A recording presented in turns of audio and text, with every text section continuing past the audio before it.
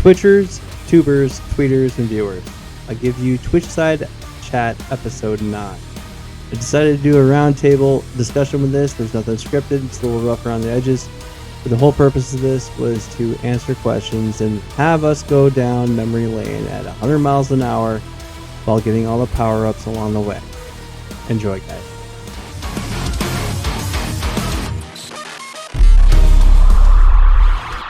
The topic for today is gaming moments, like, you know, what's your fondest memory, all that stuff. I don't have like anything cool. No, what's the word I'm looking for? No visual aids. I just, thought it'd be kind of cool to, kick back, relax, and just, have a roundtable discussion about, the, your fondest memory about gaming would be one. What's your favorite part of gaming, whatever that might be, and why did we game? So I figured, having 3 other gamers in here to give a different point of view, because I know some of you sons of bitches are way more bloodthirsty than I am. I guess I'm mellowed with age, but whatever. Just a wee bit. Yeah. So, Pac-Man, since you're my henchman and you put me under your thumb all the time, let's go with you. I don't want to get smacked upside the head tomorrow.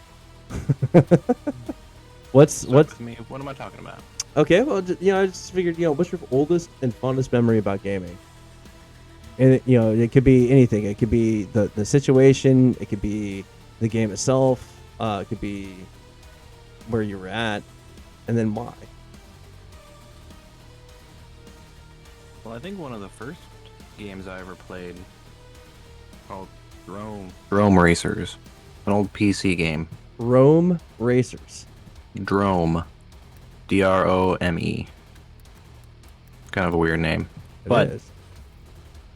at the time, I thought it was a great racing game. And it had power-ups you could, pick up stuff and attack people with. And I don't think I'd played Mario Kart up at that time yet. So this is my experience pre-Mario Kart for a racing game. It was really great. So it was for I sit PlayStation for 2, I'm hours assuming? playing that.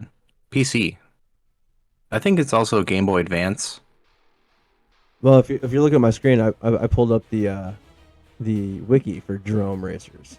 Yeah, it's a Lego game too. Yeah, that's awesome. Yeah, I Game didn't Boy even, Advance and GameCube on there. That's cool. I didn't even see that. Okay, yeah, Microsoft Windows, GameCube, Game Boy Advance, PlayStation 2, 2002. How old were you, if you don't mind me asking? Let's because this could be real. I was about 7. 7. Okay. 7, 8. And eventually, it kind of had the tier, like, these 3 races are the first level, then second, third. I think we got up to, out of 10, I think, that we got up to the 8th or 9th level, and we just couldn't get past it. It was hard eventually, but a really fun game. So basically, what you're saying is that it had one hell of a difficulty spike, and you couldn't finish it. Yeah. There was a lot of games in my that. 8-year-old self couldn't beat it. Yeah, that's amazing. Like, you see some of these games are marketed and made for kids, and they can barely put on their own underoos by themselves. Doors in the back, and then they pick up a game like Spyro or something, and like they're just nailing it. And I pick it up, and I'm like, I guess I'm too old to play this game and get it. But yeah, it's pretty weird how some of these games can like up the difficulty settings, and us older people are like, this video game is stupid, and then the other kid just picks it up and bruises through it. It's nuts. So especially to make it that difficult that long ago, just that difficulty spike. Yeah. It's insane. Well, that was a long-standing thing back then, where games would Just make it harder and harder. Well, it's like it forces you to learn what it's trying to teach you in the beginning levels. I mean, that's the whole purpose of like experience-based games and whatnot. So that's you. Brick, what's up, man? What's your fondest, oldest game memory? Or about I kind of got 2 that I have 2 that are very, very close. Okay. Both of them involve my brother Nick, and the first one is him and I. We love Pokemon, so whenever a new game came out, we kind of always had a friendly competition of like he buys one, I buy the opposite or whatever. Who completes it first? But the funniest part was we'd be playing at night on school nights, and we weren't supposed to. And we could both hear our mom walking down the hallway. And it's like as soon as she got close, we'd close the Game Boy and just like tuck it under our pillow and be faking sleeping. And as soon as she'd go away, we'd pull them right back out, and our rooms were right next to each other, so we could just knock on the wall and be like, "Hey, you still gaming?" And be like, "Yeah." You Oh knock back. wow, dude! So You that was the guys first all one. G14 classified with that shit. That's hilarious. What else Yeah, you so got that for was me, the brother? first one. My second one is Halo 3. That is the game that we would replay at least once a month, maybe every other week. Just doing your favorite couch co-op, multiplayer through the campaign, finding different skulls and all that. I mean, What was straight it up was Halo always- 3, not Halo 1? Well, we played Halo 1 and 2 as well, but Halo 3 was our favorite. Just because it's kind of when the Covenant and the Spartans started working together and they introduced the Flood and everything. And then the final mission, racing across the exploding planet Oh, on the yeah. Warthog. Yes. We'd get so aggressive because we'd say how shitty the other person was at driving and everything. So every time we fell, we'd swap drivers. Yeah. So that was probably. I mean, those two things. Halo might beat out Pokemon, but those two definitely are some of my fondest memories about gaming. I completely forgot about the final drive mission in Halo 3 because that was amazing. It was like a huge set piece. Mm-hmm. And dude, the level was so long compared and the to, music. like, Oh my god, the music was oh yeah, good the on music that. was great. Yeah, you and that I was were awesome. listening to music last week, in the chat or whatever. Right. All right. That's all right. Yeah. All right. That has merit, young whippersnapper. Kish, what you got, brother? One of my oldest memories? Oldest, fondest memories. Oldest, fondest memories. Mm-hmm. Well, I mean, I have some playing Pokemon games on the Game Boy Color. Some playing Conker's Bad Fur Day with my old friend from grade school. Dude, Conker's brought. I mean, okay.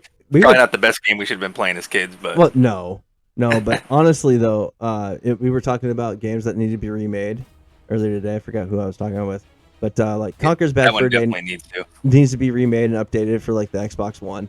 Spyro is another good contender, and they did remake Spyros. They did the original trilogy.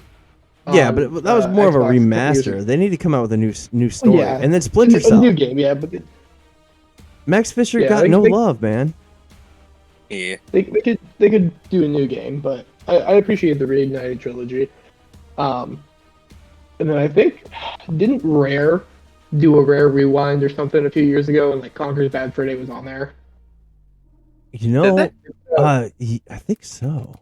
Rare They game. put out some kind of just like Rare Rewind, I think is what it's called. I know they came out with it on the Xbox Game Pass. Yeah. It's just it saying was a Rare bunch of arcade different- games. Wait, Just Conker's type on in Xbox Rare- Game type Pass? in- It's called Rare Rewind. No, that just brings up their list. Rare. I do remember that there was a 4-person shooter. Rare Replay lets you rewind certain games. Replay. Yeah, Maybe it's there it is. Replay. Yeah, Buy Rare Replay Xbox. There's a link for it. But yeah, yeah. I'm pretty sure Conker's Bad Fur Day was in. It might tell you what games were. Is that Battletoads? Yeah, That looks like the Battletoads. the Oh my side god, I scroller. remember that. And then They Snake also Rattle they Roll. remastered. They did a remaster of Battletoads as well because that was part of one of Sea Okay. of Thieves. They had a thing for it. Yeah. Okay. So yeah, I mean, there's some old stuff in there. Like my fondest memory, actually, this is gonna date me, is I already had it preloaded because I was ready for you guys. Was this game here? I've said this story before on the channel, but I like this is like one of those Zelda clones, right? And the old school Nintendo cartridges. I don't know if you guys remember how small those things were, but you buy a cartridge and that's it. No downloadable content. No day one game pass or game patch. You have it, and either it's good when it releases, or it's shit and turns into a frisbee. Right? How young do you think we are? Young. Anyway, We had this We had those games. So this box art here, man, takes me way back. And the funny thing is my mom threw away the owner's manual. The owner's manual was literally like half an inch thick. It barely fit in the box. And my mom tossed it away. And this is like one of those games where, you had to worry about status effects, like Final Fantasy stuff, right? Zelda, like, the Key of Lime. I don't know what a Key of Lime did, but apparently it's a thing to fight paralysis. Matter of fact, this was developed by SNK and came out for free on Epic Game Store, and I downloaded that just because. And it's got a bunch of stuff on there, like games that SNK published. But like, I didn't know how RPG games worked, and I think the reason why it sticks out in my mind so much is because I didn't talk to anybody. I was like, all right, there's the baddies. I got my sword. I'm good. Let's go out and kill shit, right? And I was in the first little beginning area forever. And then when I finally expressed my frustration because my mom wouldn't buy me a new game, she goes, beat that game first. I'm like, well, good one, Mom. You threw away the owner's manual. I don't know what I'm doing. I don't know where to go. There's no hints, right? And this is before the advent of looking things up online. And finally, I said, I don't know what to do in this game. And one of the outcast kids that was my friend in elementary school, and he goes, dude, you got to talk to the villagers. I'm like, what? So I talked to the villagers, and then all of a sudden the whole thing opened up, and I beat it in less than freaking 3 days. Because I was so over-leveled. Yeah. But that's my favorite thing, because like I hear the music and it takes me back instantly. It's weird. I know I'm looking at this with the rose-colored nostalgia glasses, but I really love that game. I remember listening to Further Down the Spiral, or no, the Downward Spiral from 9 Inch Nails. That's blasting on the freaking radio when I'm sitting, or on the boombox, because that was a thing. While I'm sitting there playing this game, going through all the different dungeons and stuff, it's like, yeah, like Pig and Closer and all that stuff. I was a very strange duck when I was younger, but well, I still am, but whatever. So that's my oldest, fondest memory about gaming. Like, I remember the first time I was playing an Atari, and I thought it was just wild to be able to move things on the TV. I've never seen that before. But all right, so Pac-Man. Yeah. What is your favorite part of gaming? It could be, gaming itself, multiplayer and why, all that happy stuff. Blank slate, man. What's your favorite part of gaming?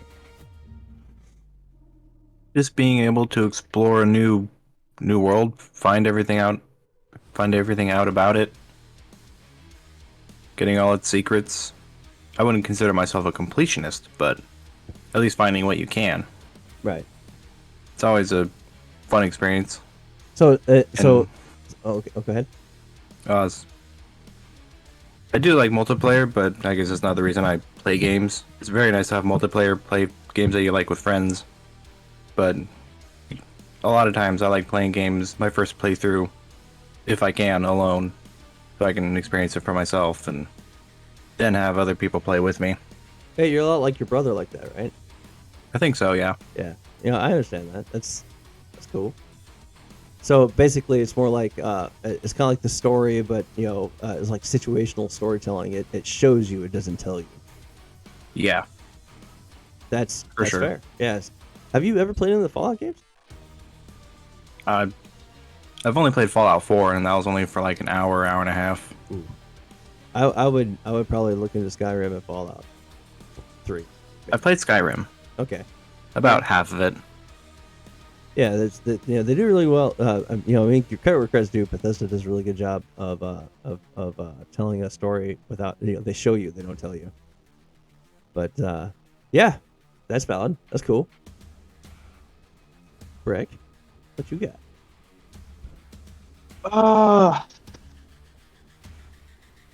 I'm gonna sound really basic, but my favorite part of gaming is just being able to hang out with my friends, family, even just making new friends. I've made so many friends randomly through gaming.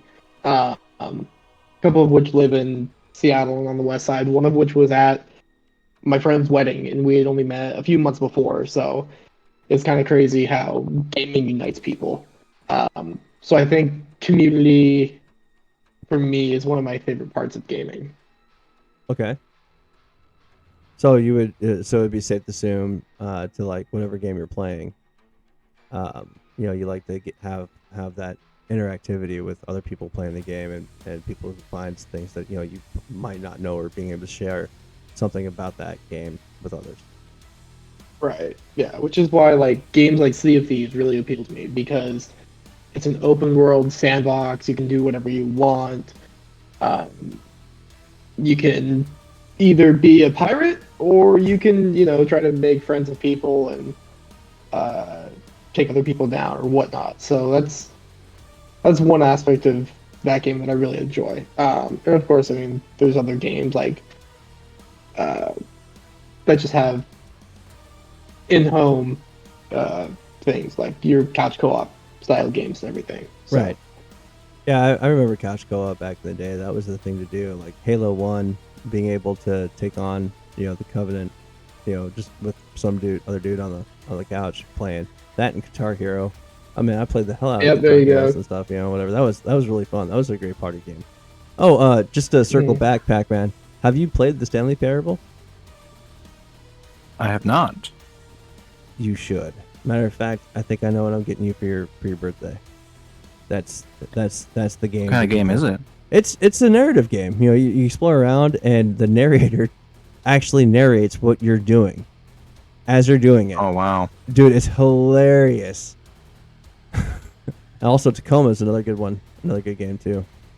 But anyway, yeah. I have a Tacoma. No, the game. Sorry. That thing right there. All right, Kish, what you got, man? What's your favorite part of gaming?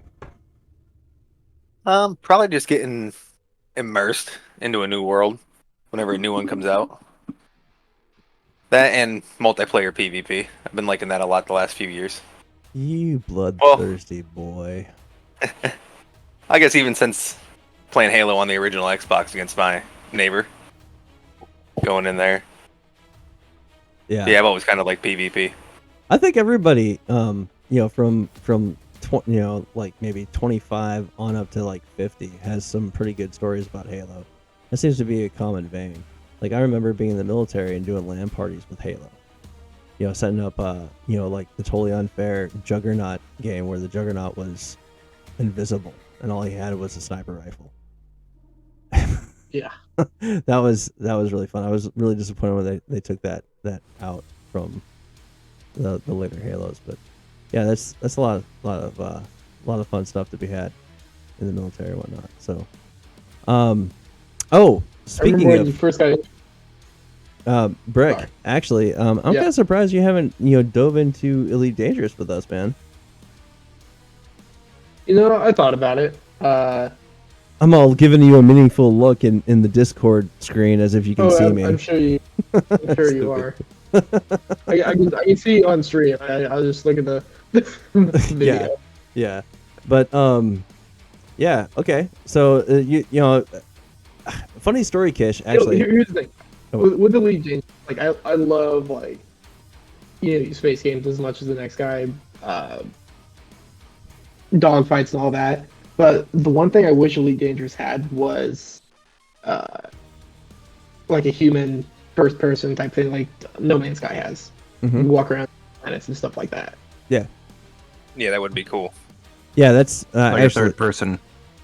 Well, yeah, I mean, Elite Dangerous, when they released Odyssey, they really, they screwed the pooch in the way they executed that. I bitched and moaned and complained in a video on YouTube about that, and I don't like what they were doing with the community. The amount of detail they put into the cockpits of each of the ships in Elite Dangerous. It wasn't a copy and paste thing. Each ship was manufactured by a certain company, and they all have different aesthetics. And being having the headset, the VR headset, being able to stand up and look around, they didn't have to put the detail in there, but they did. And it just it's crappy. But so funny story, Kish. What the hell? What's up? Oh, head like a hole. I didn't know that. Anyway, I played EVE Online and being able to PvP on people. I did, World of Warcraft as well, but who cares about that? That's Warcraft. I don't give a shit. But, EVE Online, we would go out and recruit people by gunpoint. We would get in a fleet of ships and go out and just interdict people. What? Yeah. And we would just trounce all over them. And they're like, hey, man, if you want to learn how we killed you, you want to join our corporation? Man, what an advertisement. Oh, man, Forceful it was recruiting. great. Just kick their ass. Yeah. The it's aggressive recruitment. But I guess my favorite part of gaming, it's not one single thing. It's how it kind of synergizes. Like, I played Fallout 3, and that was like a wow moment for me.